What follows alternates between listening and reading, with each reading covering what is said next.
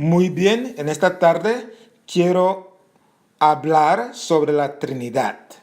Historia de la Trinidad, segunda parte. ¿Qué creían los fundadores de la Iglesia Adventista del Séptimo Día sobre la Trinidad? ¿Cómo llegó esta doctrina a la Iglesia Adventista del Séptimo Día? Voy a tratar estos puntos en algunos videos cortos, porque los videos largos me están dando un poco de problemas subirlo a YouTube. Muy bien, empecemos por Jaime White, el esposo de Elena White. Él denunció la Trinidad. Él dice, Jesús oró para que sus discípulos sean uno como Él era uno con el Padre. Esta oración no contemplaba un discípulo con 12 cabezas, sino 12 discípulos hechos uno en objetivo y esfuerzo en la causa de su Maestro. Tampoco el Padre y el Hijo son parte del Dios tres en uno. Son dos seres distintos, pero uno en el diseño y realización de la redención. La forma en que los espiritualizadores han depuesto o negado al único Señor Dios y a nuestro Señor Jesucristo es usando primeramente el viejo inescritural credo trinitario. Mira cómo lo llama él. Él dice, la Trinidad inexplicable que hace de Dios tres en uno y uno en tres es malo y absurdo. Sin embargo, Elena White nunca lo corrigió, sino dijo de él, Dios ha permitido que la preciosa luz de la verdad brille sobre sus palabras y ilumine su mente. Él puede reflejar los rayos de luz de la presencia de Jesús sobre otros por sus prédicas y escritos. Dios lo ha utilizado como maestro y como líder. Ella habló siempre bien de su esposo.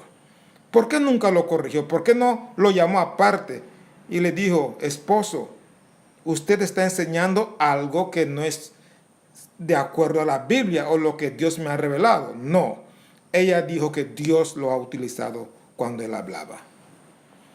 ¿Qué decía Joseph Bates, otro de nuestros pioneros en cuanto a la Trinidad? Él decía, respecto a la Trinidad, llegué a la conclusión de que es imposible para mí creerlo.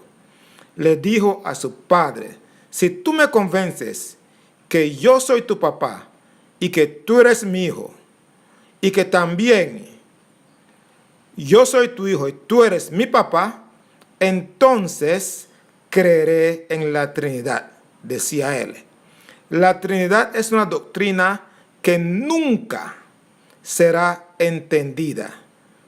Daniel 7, 13 y 14 y Mateo 16, 13 al 19, ya Jesús y Pedro lo habían aclarado que él era el Hijo del Dios Altísimo. Vemos aquí que otro de nuestros pioneros también negaba la Trinidad y la hermana Elena White, que estuvo muy cerca, nunca tampoco lo corrigió, sino permitió que siguiera hablando en contra de la Trinidad. Muy bien, ¿qué decía Mary Cornell? Él decía, la masa de los protestantes y los católicos creen en la Trinidad, la inmortalidad del alma, la conciencia de los muertos, castigo en la muerte, tortura sin fin, aspersión en el bautismo y el domingo, todo lo cual es contrario al espíritu y letra del Nuevo Testamento. Hay entre la madre y sus hijas un gran parecido familiar. Muy bien, ¿qué decía J.N. Andrews? Decía él, la doctrina de la Trinidad que se estableció en la Iglesia por el Concilio de Nicea en el año 325. Esta doctrina destruye la personalidad de Dios y de su Hijo nuestro Señor Jesucristo. las medidas infames en que esta doctrina fue impuesta sobre la iglesia haría sonrojarse a cualquier creyente de esta doctrina. ¿Qué decía J.N. Lowborough?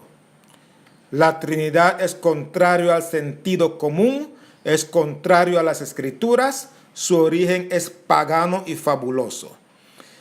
Si el Padre, el Hijo y el Espíritu Santo son cada uno un Dios, entonces son tres dioses.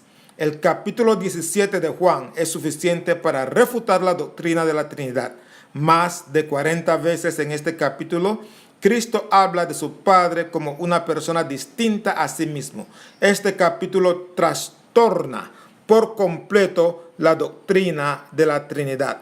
La palabra Trinidad no ocurre en ninguna parte de las Escrituras. El principal texto utilizado es 1 Juan 5:7, que es una interpolación de 113 manuscritos. El texto no aparece en 112. No se encuentra en ningún manuscrito antes del siglo X y el primer lugar que se produce en el griego es en el año 1215.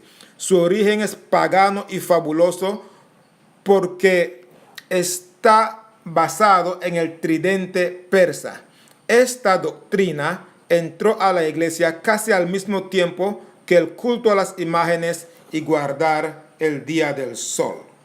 ¿Qué decía Elliot J. Wagner?